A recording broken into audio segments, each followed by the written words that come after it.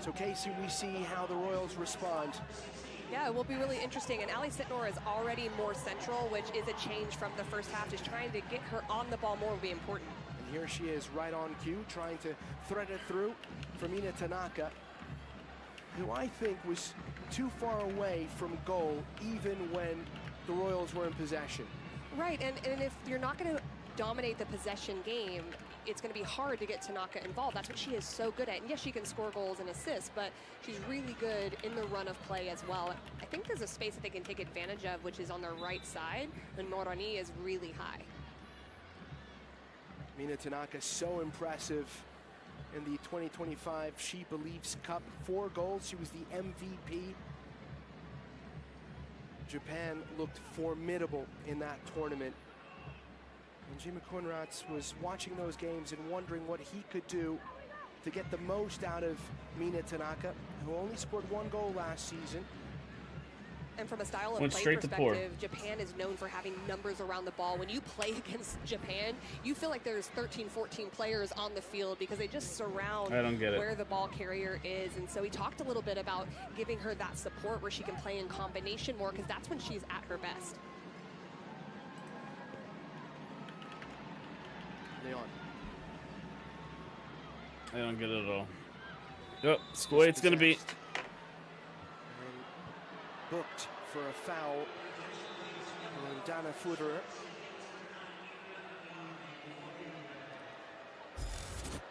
And this is just a reaction to losing possession of the ball, and I think that's why she's given the card. And it really is her only time that she's done anything with foul or anything like that. But because they were going the opposite way quickly, she's given the yellow card. Leon and Kristen McNabb both booked for the wave. Claudia Sornosa shown yellow for the Royals. Tejada. Here is Sornosa. She needs to get her foot on the ball. Oh, sorry it's so poor, but it's all I got right now for some reason. Incidental though. Caskell surrounded by 3. And it's the first quarter of the game for the Royals. Well, if you're the Royals, you have to be happy with it. Sheridan does try to make sure that doesn't go out for a corner kick. She's unhappy about it, but the Royals are pressing a little bit higher. Even just earning a corner kick, getting into your attacking third, this is an opportunity to get back in this game, and quickly. So a rare set piece here for the visitors. Sentnor. A crowd just in front of Sheridan. That's where the ball is headed. May have come off Mina Tanaka. It didn't. It's a second consecutive corner. I like that service. I like the run from Tanaka, because you never know what can happen. You just have to flick that on, and it's very hard for a defender in that moment. It's good for a second. Once again, Sentnor. Sean Tahini has spotted something. Oh, garbage. She's had plenty of conversations with players during set pieces tonight, setting the tone. Fava and McCaskill sharing a few words. Swung in towards that back post, met at the back post. It was Thompson sneaking in. And here's a substitute, Madison Pogarch. Long switch of play. Corley latches onto it. Trying to play in tight spaces. That should be a throw for the Royals. Nope. And what Pogarch does, when she comes into a game, she has a lot of pace. She's a very good 1v1 defender. And Cascarino was having her way down the right side, not just because of the 1v1, but the way they're playing in combination with Gia Corley in that area. So Pogarch is going to have her hands full, but she's a very good defender. And I think this is a good substitute just to see if it shows a little something different in the matchup. Well, the narrative coming into this game was that Madison Pogarch would have to fight to stay in the 11 with Nuria Rabano coming over from Wolfsburg. We'll see if that plays out the way it's expected to. As of now, she comes on as a sub.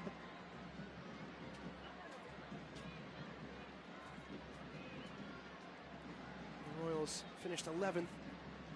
They were dead last when the club parted ways with Amy Rodriguez, one of your former teammates, and the leading scorer, all-time leading scorer for the Utah club. She was replaced by Jimmy Coonrats, excuse me. He went undefeated in his first 4 matches in charge, winning 2. Those wins, as many as Utah had won in the previous 14 matches. So his tenure transformative for the Royals. Mohoni into the attacking third, the left back. Trying to play it to Dali. Sornosa. Slipping it through for Solorzano, who's pacey. Waiting for company. Trying to find Sentnor, telegraph the pass. Well, it's not perfect right now from Utah. There's some technical execution pieces that are lacking, but they are getting in some better spaces. They're getting out of the pressure that San Diego is putting on them, so they can use that to just try to build into the game. Well, they're showing initiative, and that's certainly a start. Footer. Played by McNabb. Mohoni. Chased down by Sentnor. You focused on her defensive energy. Not just an attacking player, very much a two-way player. But I think you're right. You could tell that Ali Sentnor, too, was upset that the pressing wasn't coming with her, and she's urging on her teammates to do that because they have to really push the pace right now. When they give up the goal early like they did and then they give up a second goal, they have to change something, and they can't afford to just sit back and wait for the game to come to them. Booted away by Sheridan. Tejada checking her shoulder.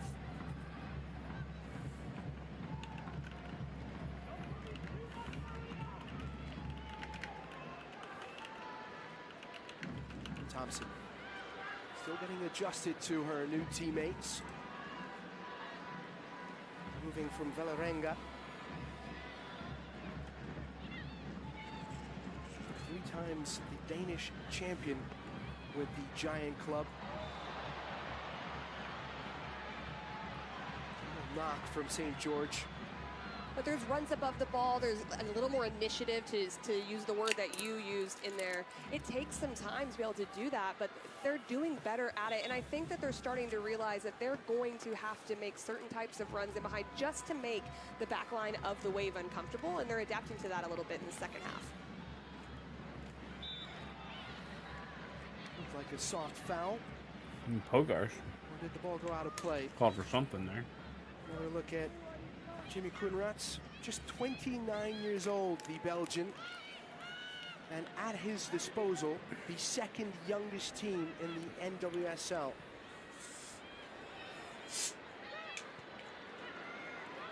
How does youth play a part for this Royals team? Well, one of the things that he talked about last week was that he felt that they came into the game a little bit nervous and had to settle in, and there's just some elements of that can happen when you have the youth more on your team, and that can be really, really hard, and you have to continue to work through it. Sornosa. Too heavy for Sentnor. Now, McCaskill. Always so tidy. One thing I've noticed with Utah, they've really asked their outside backs, Pogarsh and Thompson, to get a little higher. That's where San Diego is having so much success in the first half, was wide, with pushing on their outside backs, especially Moroni on this left side, getting higher. Who was that lady? Allowed them to then generate numbers centrally. So now Utah is asking those two to step high, step aggressively, and just not let San Diego Wave play in those channels.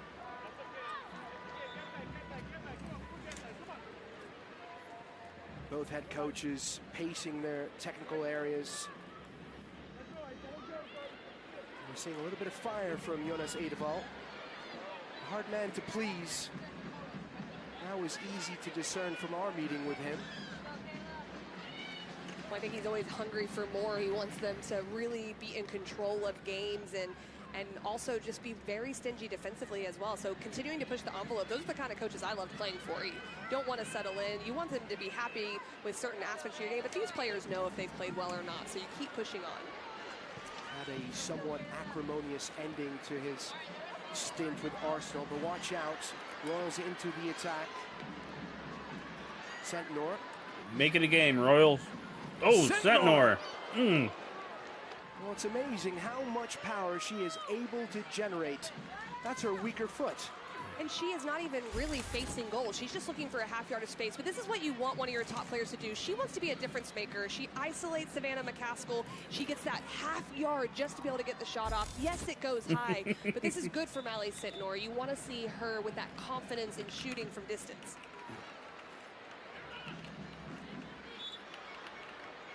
Most of Utah's shots against Bay FC from outside the 18.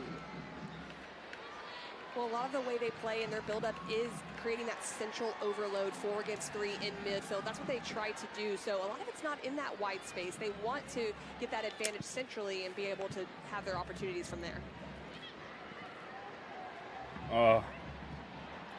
Wow. That was just on the loose ball. Here's Mohoni. Mohoni took a swipe at it. Next weekend, it's a rematch of last season's quarterfinal as Ashley Hatch and the Washington Spirit host Rachel Kundananji and Bay FC on Friday at 8 p.m. Eastern on Prime.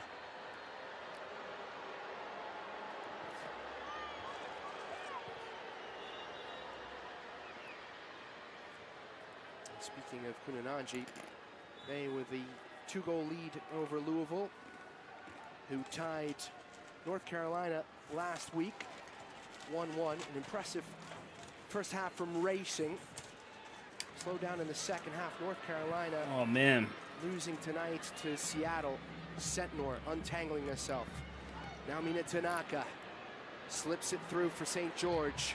St. George! Oh, what a save! Just wide. It took a little bit of a touch from Kaylin Sheridan.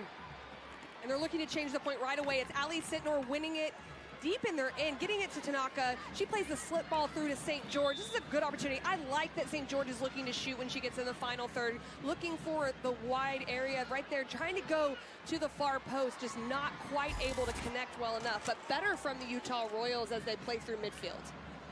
And excuse me, Sheridan did not get a touch of that ball. Are you Showing sure? Some teeth, Utah, who go to the bench for the second time. Frazier and Clough, let's go. Solorzano is runner Ritz, and she's replaced by the Kiwi, Macy Frazier.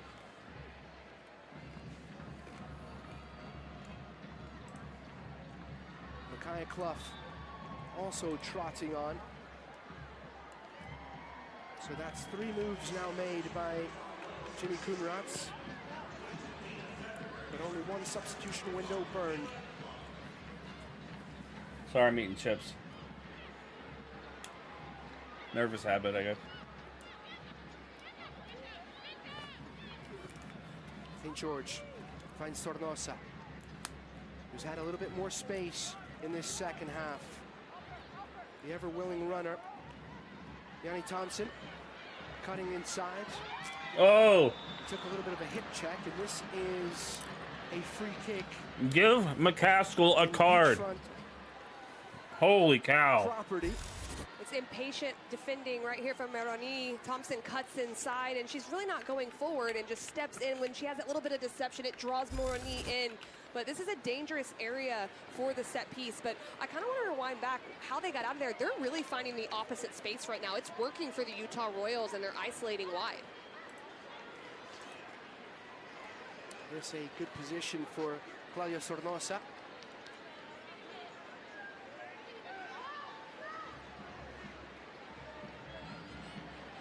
She certainly can strike a ball. Signed last July.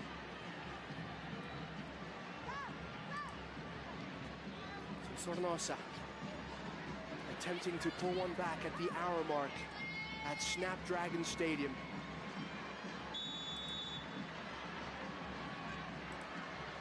Here's Sornosa! Oh! Struck with surgical precision! The Utah Royals cut into the lead.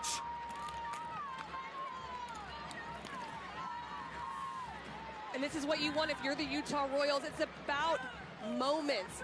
They take advantage of this moment. It was really good build-up play, finding the right channel. Thompson takes on a needless foul in a very dangerous position from the outside back. And look at this.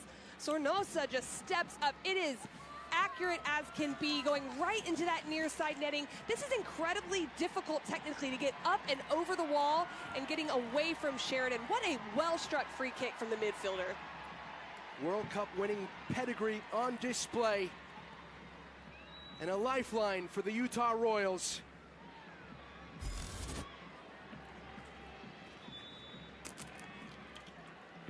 A tremendous hit from Claudia Sornosa. What happened here? She opens her account, scored 2 last season. Accessorized those 2 goals with 5 assists. Won a Spanish title with Rayo Vallecano on the outskirts of Madrid. Spent some time with Real Madrid, who were always second best to a powerhouse in Barcelona. And credit the Utah Royals in this first 15 or so minutes of this half. They've come in with a little bit more urgency, and San Diego is lacking the urgency that they had at the first half. I think it's hard to equal what they did in the first half because everything was just clicking and there was a lot of energy being in their home stadium. But the Royals have also figured out a space on the opposite side, just on the sides of the double pivot of McCaskill and Dali, that they're trying to take advantage of, and that's what led to that run that got the set piece.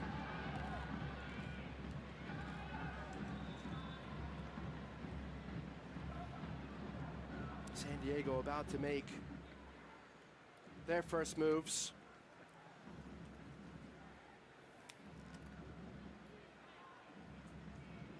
Marina Sanchez in some pain on the sideline.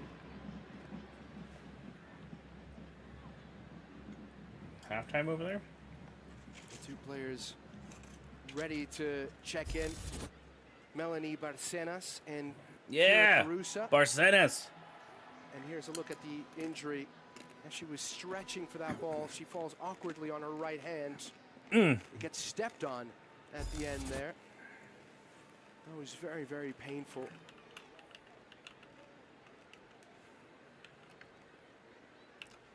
The 2 players to make way for San Diego. Delphine Cascarino, somewhat surprisingly. And we're hearing that Adriana Leon will also make way. We'll confirm that in a second. Well, the pace of play from the attacking standpoint definitely slowed down. And you have to give Utah a little bit of credit for that, but it's hard when you have a 2-0 lead. Sometimes you can just kind of think that those things are automatically going to happen, but that's pain. Whatever it is, it's painful for San Diego. So just bring in some reinforcements, some new legs, and see what that can do to slow down what Utah is doing right now currently. Meanwhile, this is an opportunity for both Jonas Edeval and Jimmy Kunratz to give some instructions to their players. And I think, to your point, this is more helpful for San Diego because Utah had a little bit of momentum there, kind of slow it down just a little bit and give some information on what may have changed so far, and Jonas Edeval can do that. Reset of sorts. This match reminiscent of Kansas City's opener against the Thorns, where they were so dominant in the first half, slowed down in the second, and allowed the Thorns to get into it, although they had to try and climb back from a 3-goal deficit. Here's confirmation of those substitutions. Adriana Leon with her goal, a goal to her name now with the Wave. Her best ever season, scoring-wise, was with the Boston Breakers in 2017. Sanchez sprinting back onto the field. She'll be able to continue.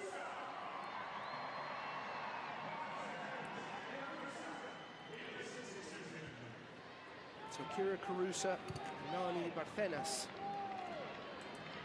making their cameo appearances tonight for the Wave off the bench.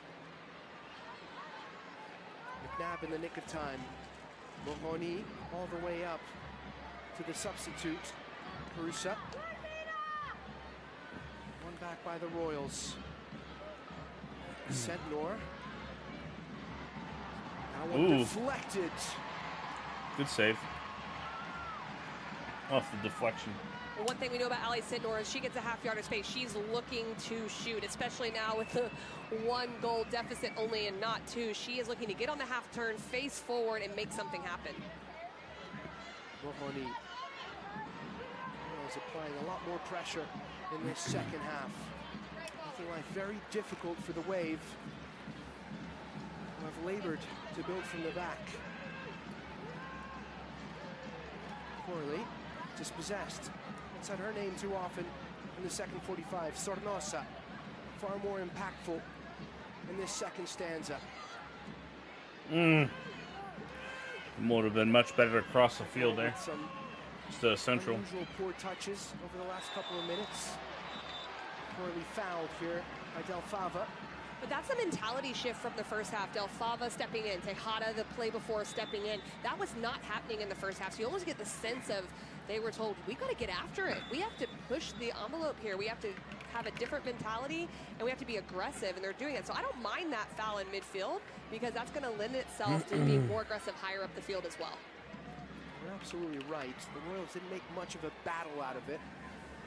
Second best to the ball. The least you can do is get stuck in, and that's exactly what Kate Del Fava did, the captain leading by example.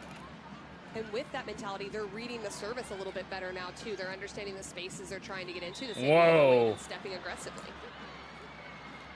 Mel, was that Mel?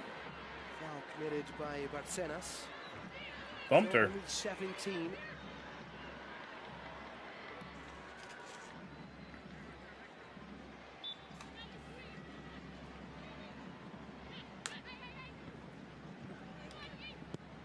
Utah Royals did go through some scoring woes last season. The 2024 campaign was crippled by an impotent attack. Only did Dash scored fewer than Utah's 22 goals. Corley.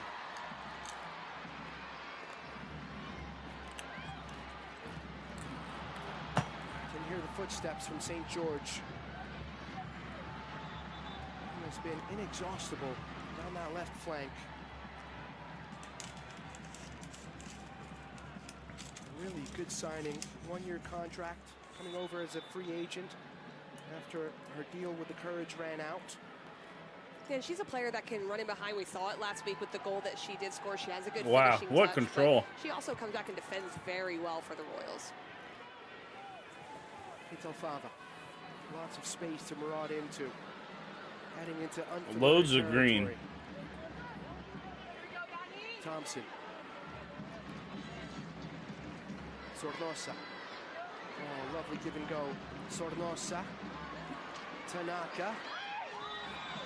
Was clipped. That's a foul, and another free kick. Ooh, another yellow card. Position. We'll give Utah a lot of credit. They have San Diego chasing now, and some needless fouls. This is how the first goal came. Right here, it's great play by Sornosa. Frazier gives her the ball back, and then looking across the penalty area, Tanaka picks it up. And just quick feet, so shifty. Barcenas steps in, commits the foul, and now another clear opportunity for the Royals to try to get the equalizer.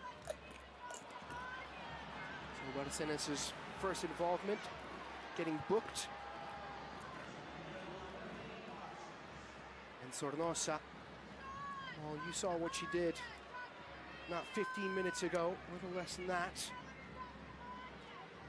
From closer proximity, Mina Tanaka may have a say.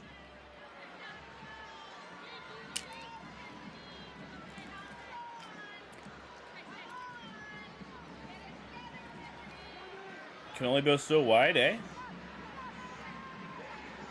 There's a gap right between Tejada and Sentnor. Really interesting one for a free kick. Tanaka leaning back.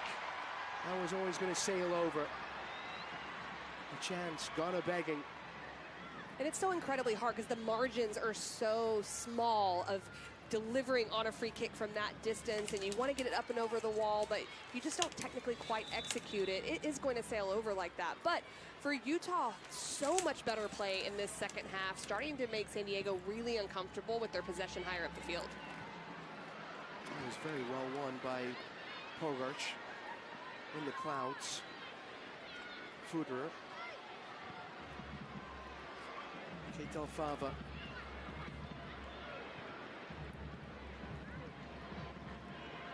Frazier doing really well to connect. No, Tanaka! Oh! Oh my God! Go! We are level! The ball threaded through, and Mina Tanaka hit it true. Laces through the heart of the ball. 2-2 at Snapdragon Stadium.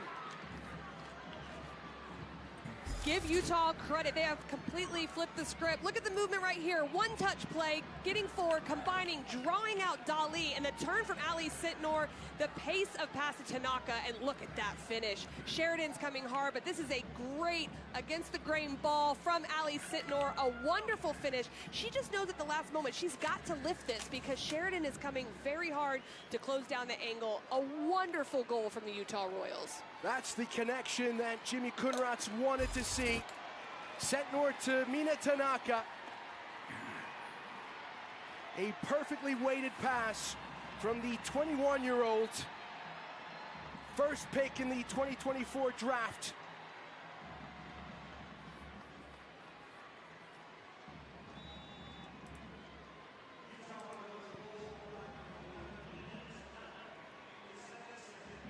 That was a beautiful goal, orchestrated initially by the substitute, Macy Frazier. What this goal shows, too, is that verticality can be under control. It doesn't have to be a long ball. You just need runs above the ball. They need to be well-timed. Great combination in midfield, like you said, from Frazier in that area.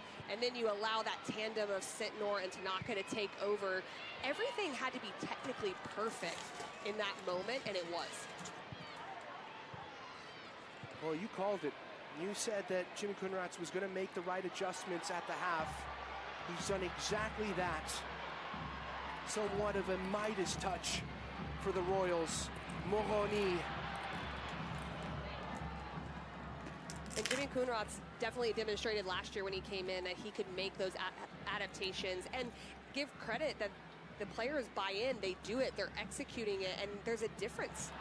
Oh, ball given away. Corley! Go! Into the upper V!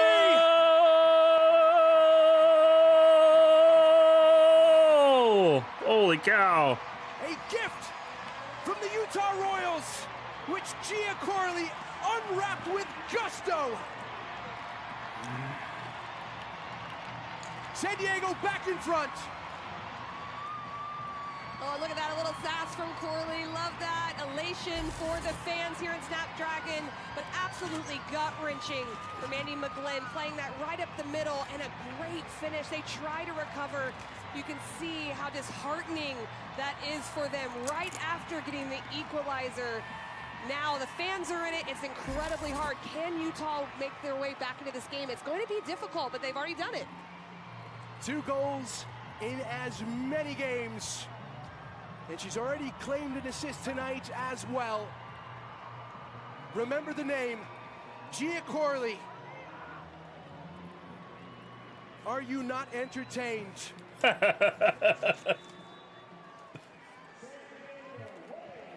All the work that the Royals had done, undone in a mere few minutes. Quarter of an hour to go.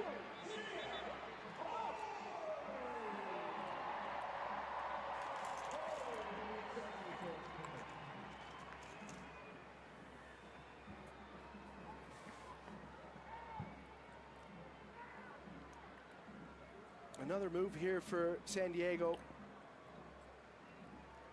Maria Sanchez on the board early.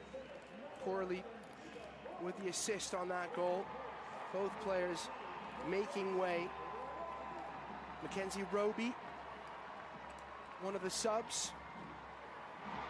So too Kimi Ascanio.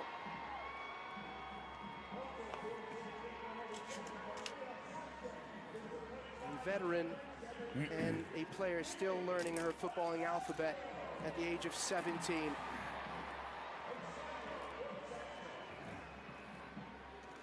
They'll have to do some defending right from the go. Sentnor floats it into the 18.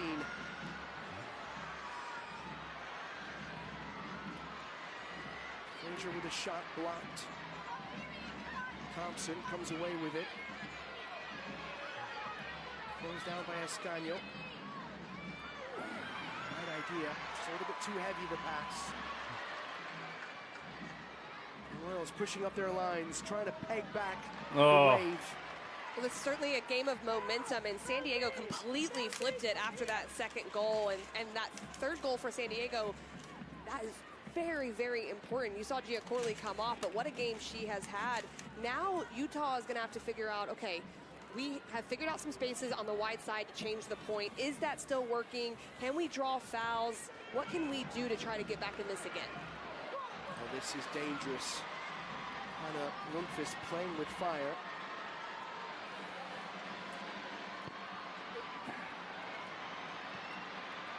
Pass overcooked. Kick off Fava to McGlynn. McGlynn. Long, understandably.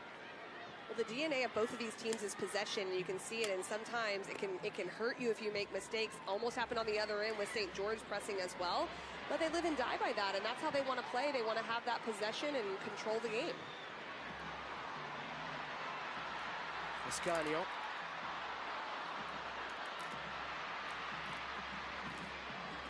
The crowd electric at Snapdragon.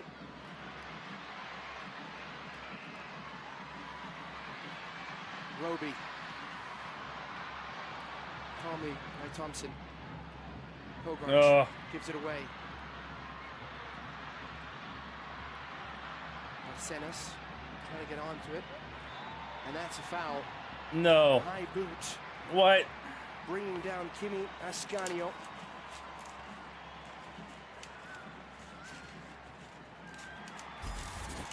Was it a high good boot? Play from Savannah McCaskill and Barcenas, just keeping it alive. They're not able to clear the Royals, and Ascanio gets a touch to it. Just too hard from St. George. The defensive effort is there, but just not enough control in that moment right outside the penalty area. A little overzealous.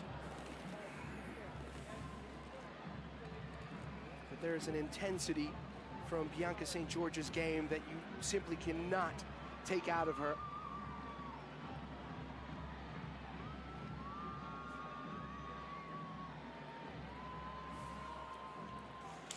Melanie Barcenas having a chat with Kenza Dali, who's been far less influential in this second stanza.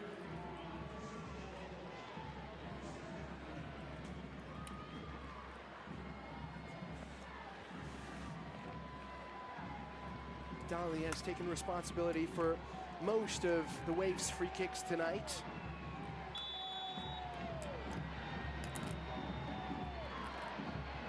Barcenas to her right. It's Dali! And once again, that one just a whisker wide.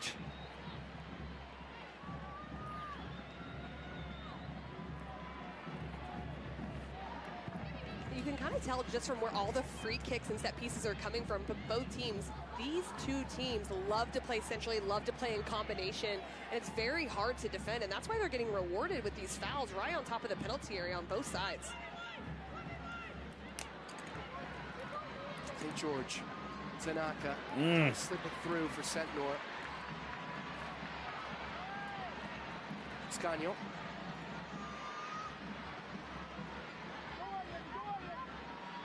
Mohoni. Come on, work. You Utah two. trying to turn the screws on the Wave.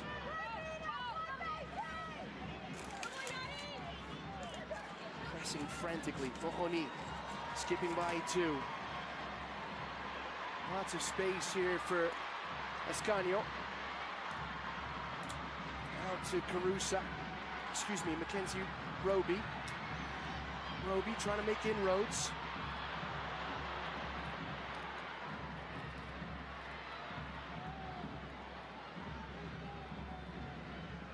St. George isolated. She'll have to slow things down. Hogarth. Mina Tanaka. San Diego's press not as intense.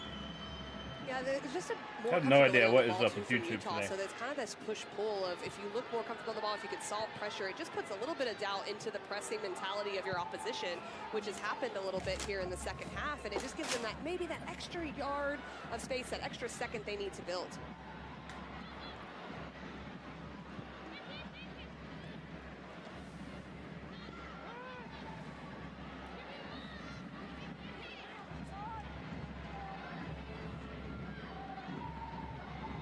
Lovely touch.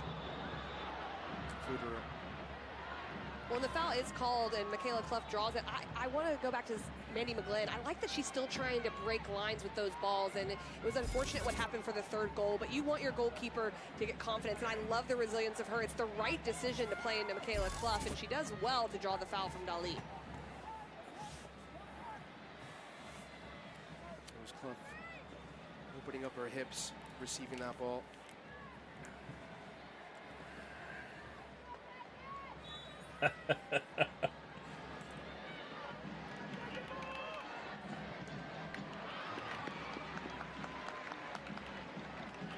St. George has been subbed out, and in her stead, KK Ream has come in. Youngest ever player to feature for the Utah Royals. On the far side, she's about to receive her first pass in the NWSL. Here she is with her first professional touches. Ream. The cross blocked. Corner kick Royals. Good feet, though, from Frazier after Ream was able to give her the ball in the box. I like that she picked her feet out. Not an errant cross that went across the penalty box, but finding a teammate. It sets it up for this corner kick. Just 15 years old. Soon gonna be league of just teenagers. At some point. Already into the history books, but can she become a protagonist tonight? Players accumulating at the far post. Sentnor. The header wide. There's all kinds of... Fava looked to be the player, towering in the skies. She's the one that you want to be the target on set pieces. So incredibly good in the air. Just like the timing's a little bit off. This is a very dangerous ball. A lot of players in front, so not able to direct it back across goal.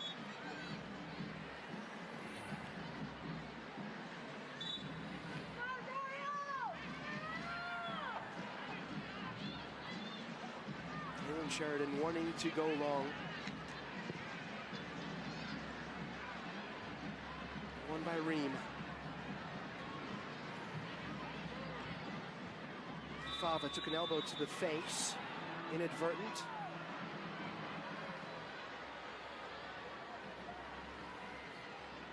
She's given good account of herself.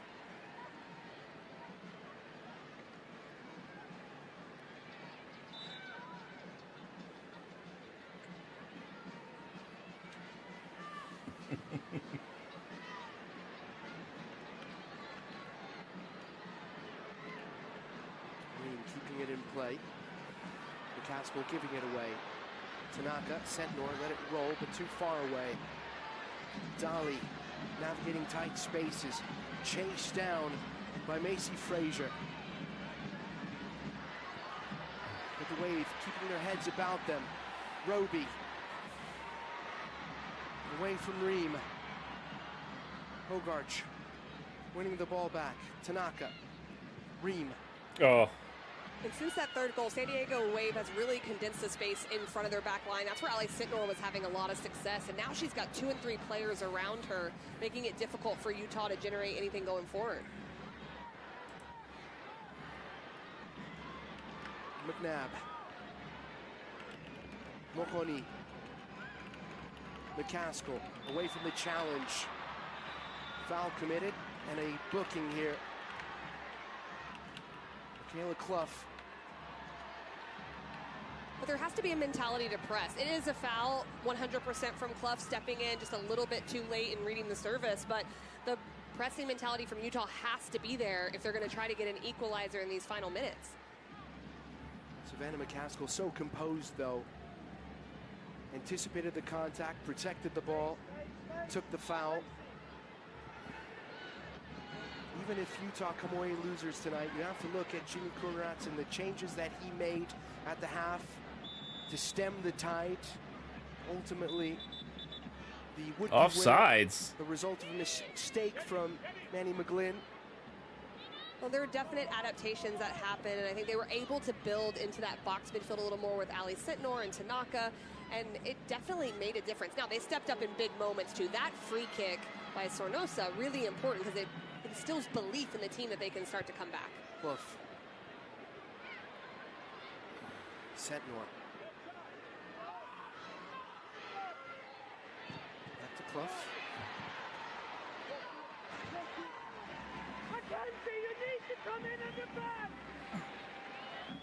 You can hear the yelling. Well, one of the things we spoke about with Jonas Adeval was the balance in their defending as well, and just trying to get the wingers to step inside into midfield when you're on the opposite side. Really important that they're like that in their rest defense, so they have a shape behind the ball if they lose possession. An extremely demanding coach who can be demonstrative in his technical area. He had a little running in with Emma Hayes a couple of seasons ago when Arsenal played Chelsea in the League Cup, which Arsenal won. Sornosa. Just didn't get anything on that. So quickly closed down was Kira Carusa.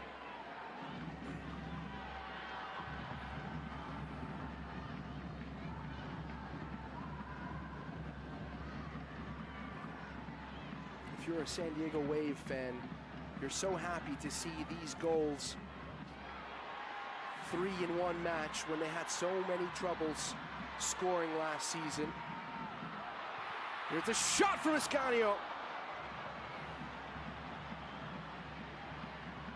Still looking for her first professional goal in the NWSL.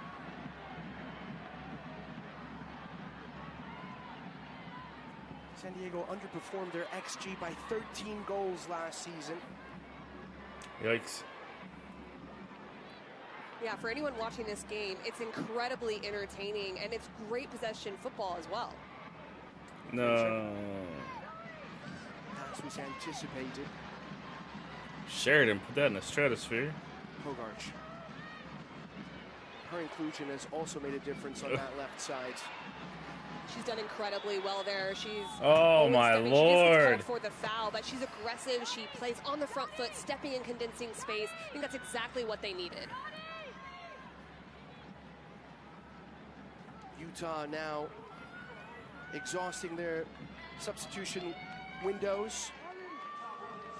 And it's Imani Dorsey, a welcome return to the player who ruptured her Achilles last March, the 2018 Rookie of the Year.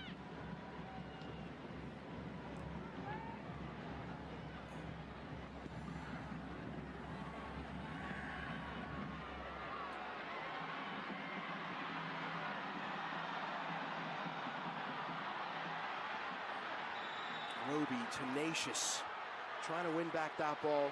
So too Pogarch. Those who have fire in their eyes. We're in the dying embers. Too long for Sornosa. Anywhere will do for McCaskill. And it's going to be last-ditch defending from the Wave. 5 minutes. 5 minutes added. That will feel like a lifetime for San Diego. A mere blip for the Royals. Frazier. Mahoney. McCaskill. Back to the French international. Dali. Well, it's great possession from San Diego. They've been relentless defensively in these last few minutes. They've been balanced to make sure that the spaces are really condensed and not worrying about the players necessarily. But now they're starting to put their foot on the ball. That takes the air out of the game for Utah. The crowd on their feet. Sornosa. Lovely turn from Ina Tanaka. facing forward. Play on. There was a foul there. Dorsey didn't have the legs.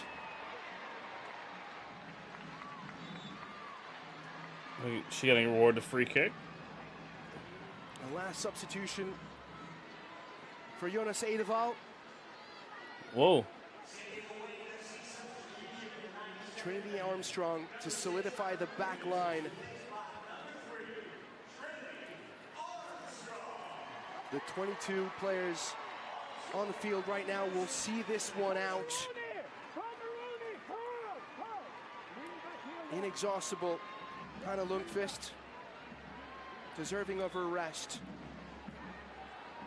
And Lundqvist and Moroni were both so influential in this game with their high positioning, ability to go forward. Now Trinity Armstrong, the young player, will come in and try to see this out. It's a hard position to come into, but she's an incredibly gifted defender.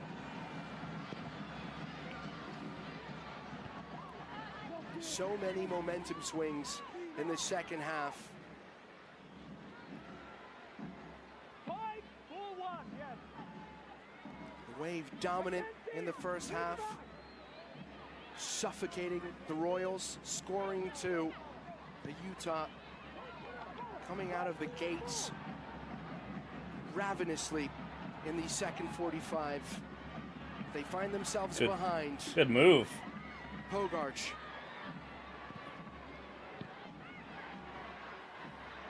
Making it easy for San Diego now. Moroni. Not too many players venturing forward.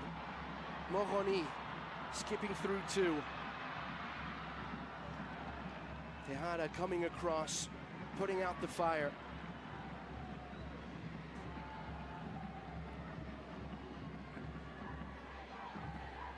Moroni will take her time, no urgency. Senes wants it in the corner.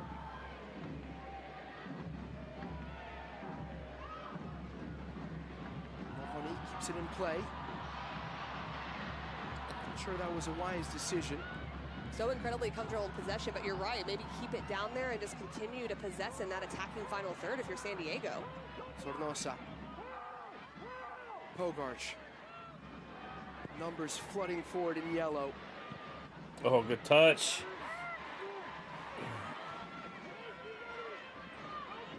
In for a chaotic ending.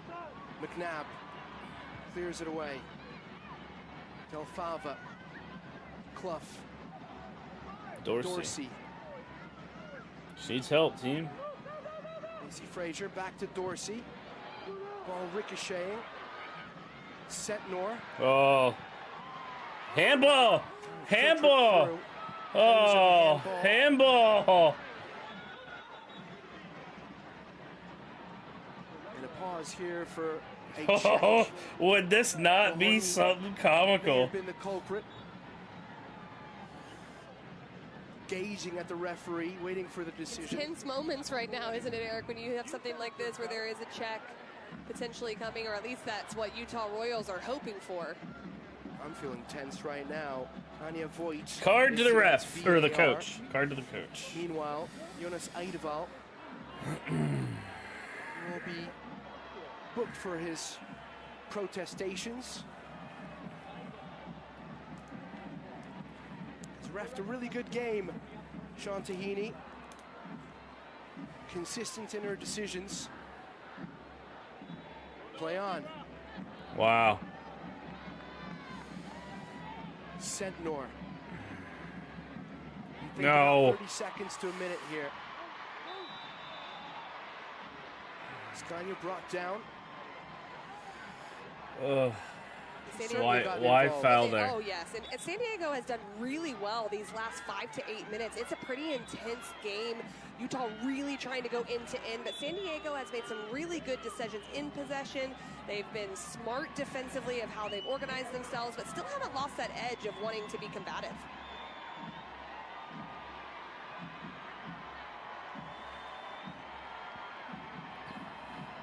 The crowd already celebrating a win.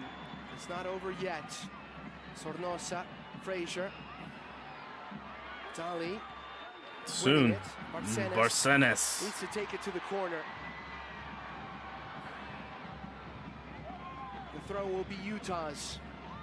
Do they have time? Wow. One last throw of the dice. It's 15 yards upfield there. Barcenas, Moroni. Offside is the call.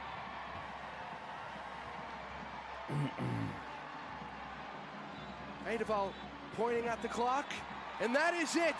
The curtain comes down on a pulsating match.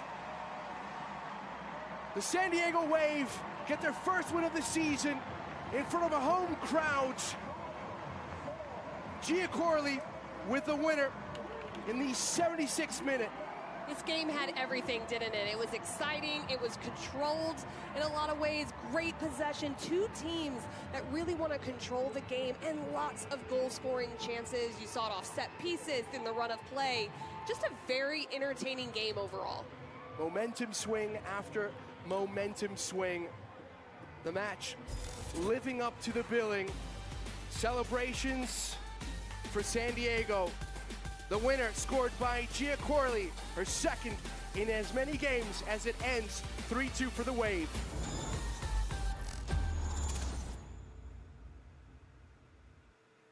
The NWSL is the most competitive league in the world. You're watching Avengers Assemble. I channel my inner Dennis Rodman.